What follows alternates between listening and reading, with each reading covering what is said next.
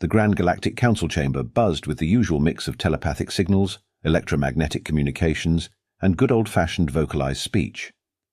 Beings from across the known universe gathered in their designated pods, floating or perching or whatever passed for sitting in their respective physiologies.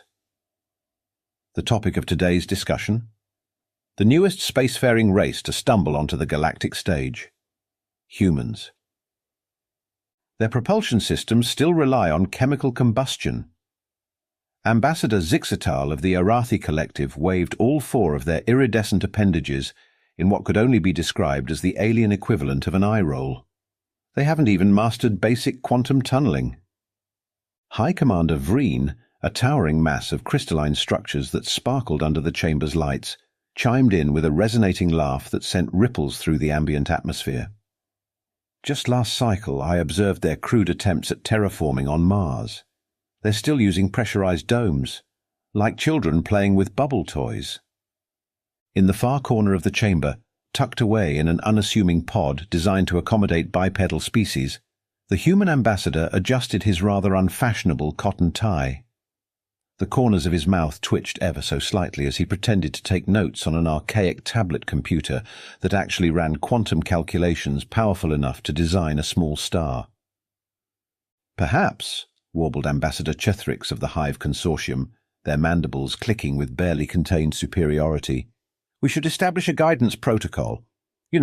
Help them avoid the more embarrassing mistakes of emerging civilizations."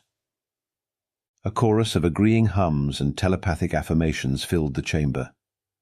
The human ambassador coughed quietly into his hand, disguising a snort of laughter as a minor respiratory malfunction. "Look at their primary defense systems," Zixatal continued, projecting images of Earth's satellite network. "They still rely on metal projectiles and chemical explosives. It's practically prehistoric." The human ambassador typed something into his tablet, appearing to struggle with the primitive touch interface. In reality, he was sending an encrypted quantum message to Earth. "Operation Dunce-Cap proceeding as planned. They're eating it up like candy.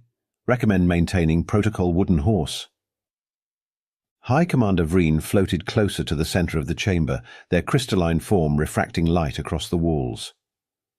"I propose we form a committee to oversee human technological development. We can't have them accidentally destroying themselves with their crude nuclear weapons, can we?" "All in favor?" Chethrix called out, mandibles spread in what passed for a benevolent smile. The chamber erupted in a cacophony of agreements. The human ambassador raised his hand too, accidentally dropping his stylus in an endearingly clumsy manner. As he bent to retrieve it, no one noticed the military-grade holographic projector disguised as a simple pen, nor the smile that would have made a shark reconsider its life choices. "Wonderful!" Zixatal exclaimed. "We'll begin drafting the guidance protocols immediately. Human ambassador, we trust you understand this is for your own good." The human ambassador stood, straightening his badly knotted tie. "Oh yes," he replied, his voice carrying just the right amount of awe and gratitude. "We are but humble students, eager to learn from our advanced neighbors." As the council moved on to other matters, the ambassador sent one final message home. "Hook, line and sinker. Time to let them teach us all about their advanced technology. This might be the easiest intelligence-gathering operation in human history." 3 standard cycles after the council meeting, alarms blared through the Galactic Defense Network. The Krotak pirates, notorious for their brutal efficiency, had set their sights on humanity's newest colony on Proxima B. The council members gathered in record time, expecting to orchestrate a heroic rescue of their primitive protégés. "Multiple Krotak warships detected," High Commander Vreen's crystalline form vibrated with urgency.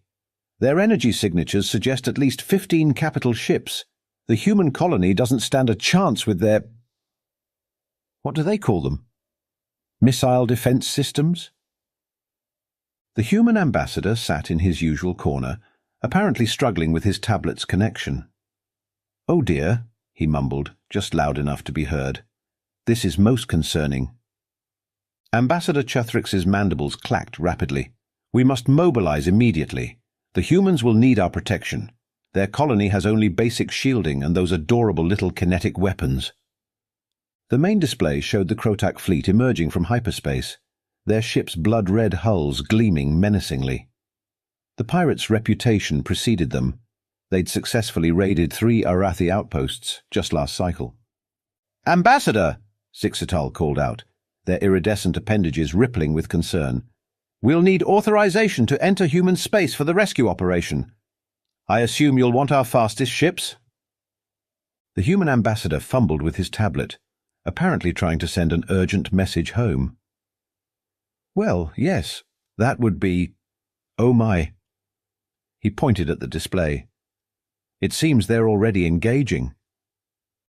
The council chamber fell silent as they watched the Krotak fleet approach the seemingly defenseless colony. The pirates' initial communication was broadcast across all frequencies. "Surrender your resources and we'll consider letting you live." "Those poor humans," someone whispered. "They don't even have proper energy shields." Then something unexpected happened. The colony's primitive defense platforms, previously dismissed as quaint attempts at protection, began to move. The metallic surfaces shifted, revealing something that definitely wasn't supposed to be there. Quantum signatures that shouldn't exist on a developing world lit up the sensors. "What in the 7 moons?" Chethrix exclaimed. The first Krotak ship exploded, not from a missile or a laser. It simply ceased to exist, transformed into its base atomic components in a microsecond.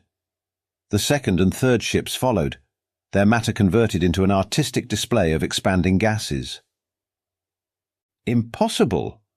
Vreen's crystalline form flickered in distress. Those are controlled quantum detonations." The remaining pirates attempted to retreat, but the colony's defenses were faster. Space itself seemed to fold around their ships, trapping them in localized gravity wells that even their advanced drives couldn't escape. The human ambassador cleared his throat. Would anyone mind if I sent a message to check on our colonists? Just want to make sure they're not too frightened by all this unpleasantness." Before anyone could respond, a new signal lit up the display. From the surface of Proxima b, massive structures began to rise, camouflage systems deactivating to reveal weapon platforms that made the Council's most advanced defense systems look like children's toys. "Oh, good," the ambassador said brightly, finally looking up from his tablet. "Looks like the local militia has things under control. How embarrassing for those pirates, wouldn't you say, attacking a simple mining colony?" He smiled, and for the first time, the council members noticed that his smile didn't quite reach his eyes. The remaining Krotak ships disappeared in a final, elegant display of quantum annihilation. The chamber remained silent, every alien representative staring at the human ambassador who had returned to awkwardly poking at his tablet. The Grand Galactic Council chamber had never been so quiet. The silence was broken only by the subtle hum of the human ambassador's primitive tablet, which suddenly projected a massive holographic display that filled the entire room. "Oh, excuse me," he said, feigning embarrassment. "Still getting used to this technology. You know how it is with us developing species." He made no move to turn it off. The projection showed thousands of quantum signatures appearing throughout human space, as if someone had suddenly turned on all the lights in a dark room. Hidden bases, orbital platforms, and entire fleets materialized from what had appeared to be empty space. Ambassador Zixatal's iridescent appendages turned a sickly pale color. Those signatures, they're identical to the weapons that just destroyed the Krotak fleet. "Are they?" The human ambassador adjusted his crooked tie. "How fascinating, though I must say my understanding of quantum mechanics is rather limited. We're still working on nuclear fission, remember?" High Commander Vreen's crystalline form vibrated at a frequency that suggested extreme agitation. "Your colony just displayed weapons technology that's at least 3 generations beyond anything in known space." "Did they?" The ambassador scratched his head. "Perhaps we should form a committee to study this phenomenon. I believe that's the standard procedure here, isn't it?" From the holographic display, more signatures emerged. Massive structures previously hidden beneath the surfaces of Mars, Venus, and several asteroids revealed themselves. Earth's moon flickered for a moment before showing its true face. Not a natural satellite at all, but a massive battle station disguised by quantum camouflage technology. "By the cosmic core," Chethrix whispered, mandibles trembling. "Your entire solar system is a fortress." "Oh, that reminds me," the ambassador said, pulling an actual paper notebook from his pocket. "I have a few questions about quantum tunneling, since we're still learning and all. For instance, is it normal for a quantum gateway to be able to transport an entire fleet across 3,000 light-years instantly?" Asking for a friend. As if on cue, the sensors detected massive quantum disturbances throughout the galaxy. Hidden human fleets emerged from what had appeared to be random stellar phenomena. Ships that made the Council's most advanced vessels look like pleasure yachts appeared near every major strategic point in known space. "This is impossible," Vreen resonated. "We've been monitoring your development. Your ships still use chemical propulsion." The ambassador nodded sympathetically. "Yes, those ships do. They're very nice decoys, don't you think? We call it the Space Force. Sounds appropriately primitive, doesn't it? The actual United Earth Defense Fleet preferred to stay out of sight, until now, that is." Another display showed human quantum signatures appearing near every major alien homeworld. Not threatening, just present.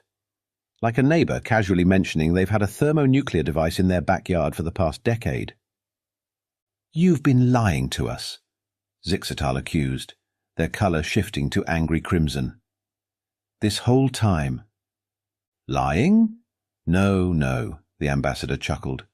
"We simply allowed you to maintain your, what was the phrase, guidance protocols? It seemed easier than explaining that we mastered quantum mechanics before we invented the microwave oven." Humans are funny that way. We developed quantum tunneling while still driving combustion engines. Our first FTL drive was built in a garage.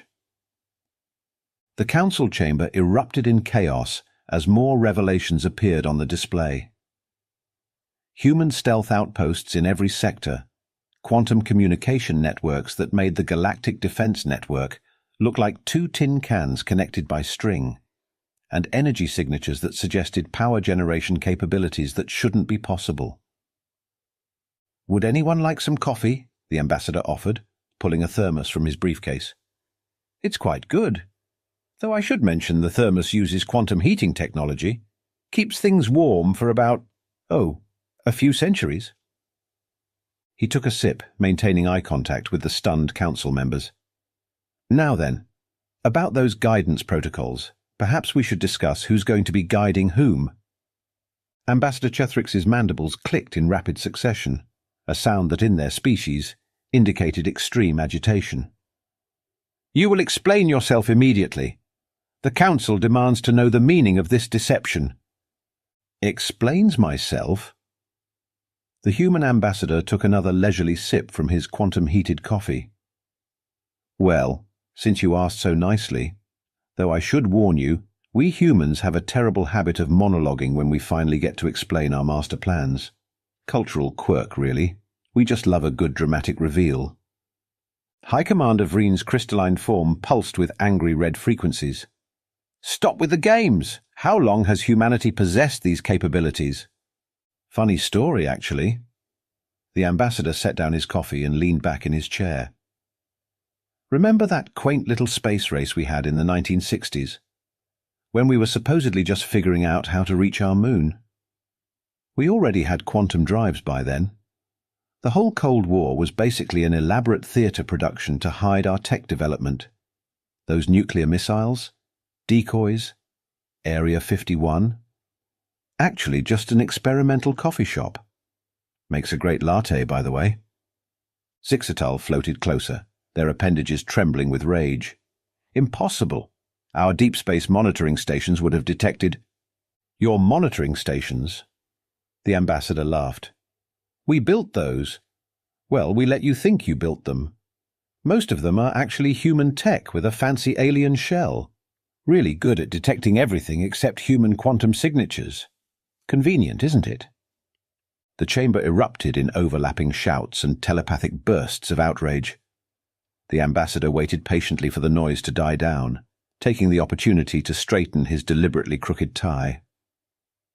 "You mean to tell us," Chethrix managed, "that every technological advancement we've guided you toward was technology we developed centuries ago, yes?" The ambassador nodded. "Those fusion reactors you were so proud to help us build, we use them as coffee warmers now. That FTL theory you were planning to share next cycle, we use it in children's toys. Those defensive shields you were going to teach us about, we have better ones on our garden domes, the real ones, not those inflatable decoys on Mars." "But why?" Vreen's crystalline form flickered in confusion. "Why maintain this charade?" The ambassador stood up, and for the first time, his demeanor shifted from bumbling diplomat to something else entirely. "Because, dear council members, we learned something interesting about galactic politics before we ever left our solar system. We learned that advanced civilizations have a nasty habit of, what's the diplomatic term? Ah yes, uplifting younger species, usually right after stripping them of any meaningful autonomy." He began to pace, each step measured and deliberate. "So we decided to run an experiment. What would happen if humanity played dumb, if we presented ourselves as an eager, primitive species in need of guidance? And you all performed exactly as expected, rushing to help us, to guide us, to shape us in your image." "The pirate attack," Zixtal suddenly realized. "You orchestrated it." "The Krotak were quite helpful once we explained the situation," the ambassador agreed. "They're excellent actors. Though we did have to lend them those ships, their actual fleet is far too primitive to make a convincing threat." He turned to face the council, his carefully cultivated mask of bumbling humanity completely gone. "For 3 centuries we've mapped your territories, studied your capabilities, and analyzed your weaknesses, all while you thought you were teaching us basic spaceflight. We've had quantum cores in every major system since before you knew we'd achieved nuclear fission. Our stealth fleets have been parked above your homeworld since before you made first contact." "This is an act of war," Chethrix declared. "No," the ambassador corrected calmly. "This is an act of prudence. We haven't interfered with your development, haven't sabotaged your advancement, haven't tried to control your species. We just watched and learned and prepared just in case your guidance turned out to be less benevolent than advertised." He picked up his coffee again, the bumbling smile returning to his face. "Now then, shall we discuss new terms for humanity's relationship with the Council? As equals this time, perhaps? Unless, of course, you'd prefer we continue pretending to be your primitive protégés. We're quite good at it by now." The human ambassador activated another holographic display, this one showing Earth circa 1947. "Let me tell you a story about paranoia, preparation, and the most elaborate game of possum ever played in galactic history." The council chamber's lights dimmed automatically, though whether from their systems recognizing the need for dramatic effect or from human quantum interference, none of the alien representatives dared to guess. Humanity discovered quantum manipulation not through careful scientific advancement, but because we were absolutely convinced aliens were going to invade us. The ambassador chuckled. "You see, we spent decades making up stories about alien invasions. Books, movies, radio shows. We were obsessed with the idea. And like many human innovations, our paranoia drove us to accidentally stumble upon one of the universe's greatest secrets."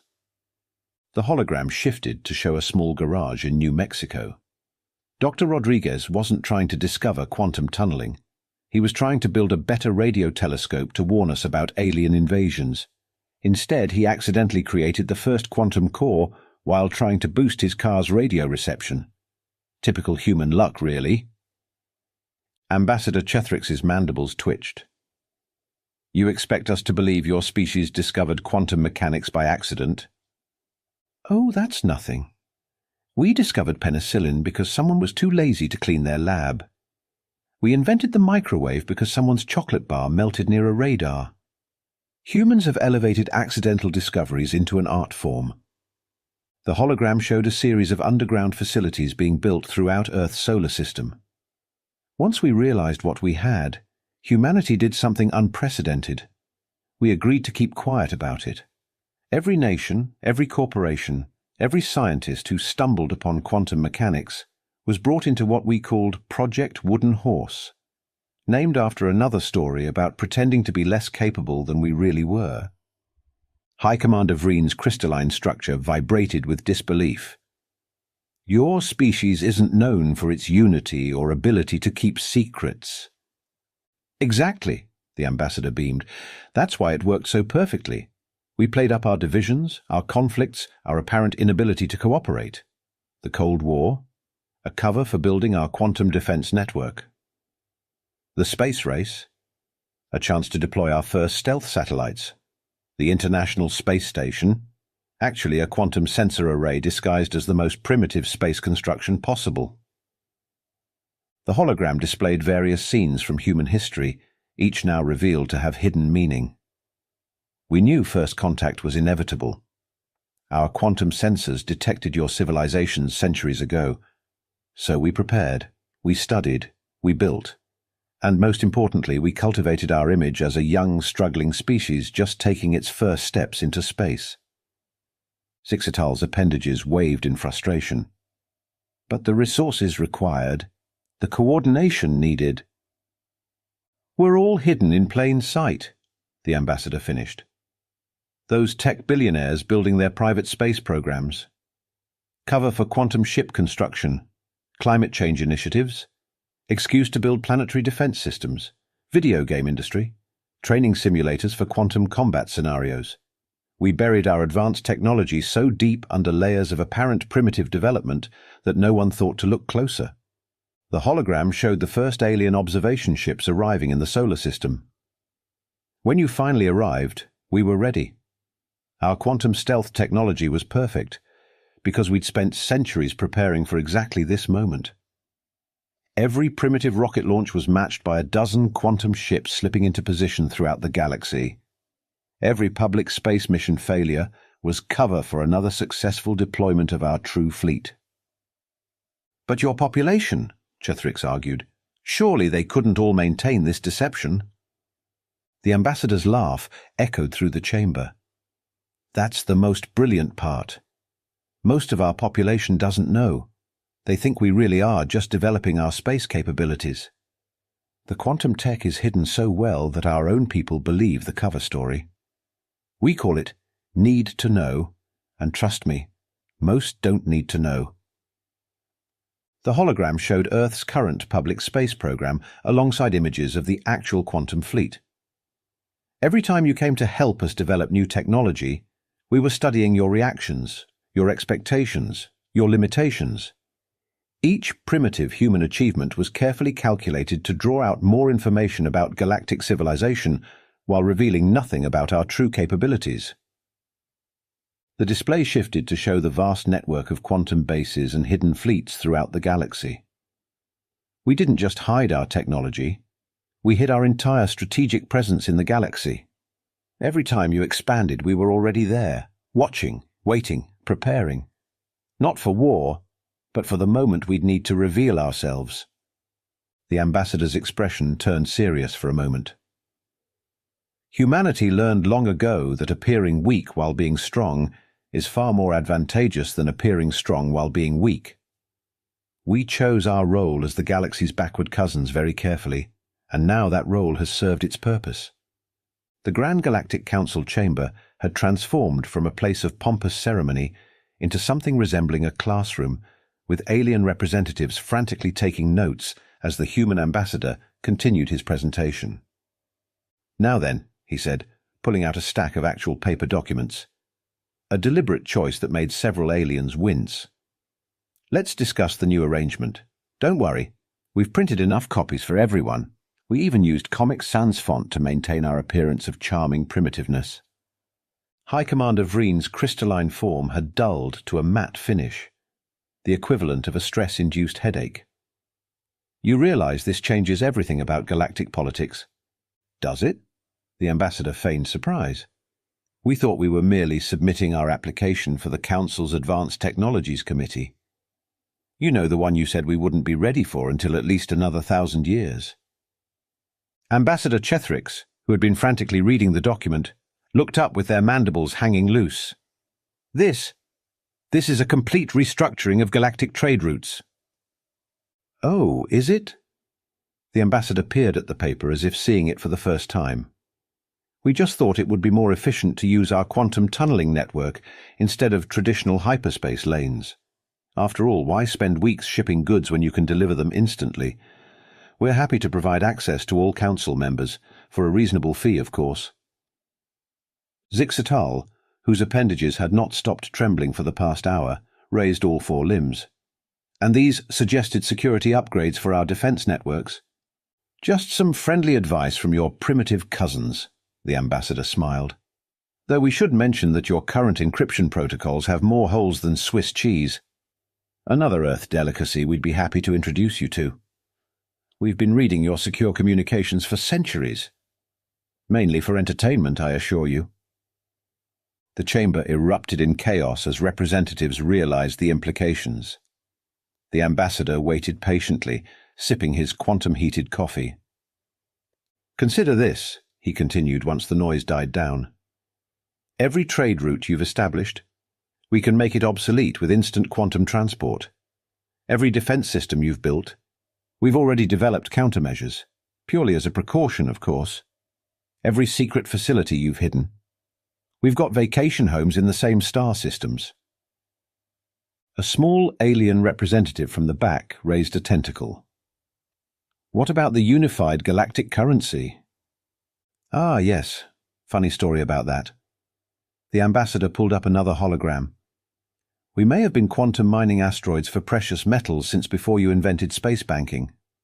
We could crash your economy by releasing one small asteroid's worth. But we won't, because we're nice like that. The council members looked at each other in growing panic. The human ambassador cleared his throat. But here's the thing. We don't want to rule the galaxy. Too much paperwork. We just want to make sure nobody gets any funny ideas about guiding our development anymore. So we're proposing a new arrangement. He activated one final hologram, showing a restructured galactic map. Humanity will share its quantum technology, gradually, of course. Can't have too much change too quickly, right? We learned that from your guidance protocols. In return, we all acknowledge each other as equals. No more primitive species designation. No more development oversight committees. Just straightforward galactic cooperation. And if we refuse, someone called from the back. The ambassador's smile never wavered. Then we'll sadly have to continue pretending to be primitive while actually running everything from behind the scenes. We're quite good at it by now. Though I must say, maintaining our fake primitive technology is getting expensive. Do you know how hard it is to keep making rockets explode convincingly?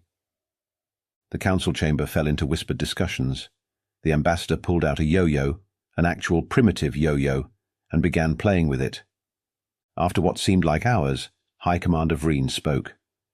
The council accepts your terms. Wonderful. The ambassador tucked the yo-yo away. Now, who's ready to learn about actual human technology? And no, we don't need to form a committee for this. As the council members gathered around for the first real technological exchange in galactic history, the ambassador sent one final message to Earth. Operation Wooden Horse complete.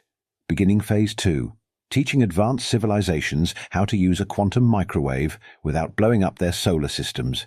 Expect diplomatic incidents. Lots of them. The message returned. Understood.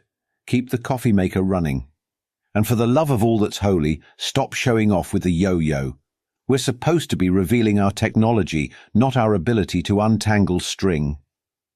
Looking at the eager faces of the alien representatives, now hanging on his every word as he explained quantum mechanics in terms they could understand, the ambassador couldn't help but smile. Humanity had spent centuries playing dumb, and now they got to enjoy watching the galaxy's most advanced civilizations try to catch up. Someone raised a tentacle. But what about the primitive internet technology you still use?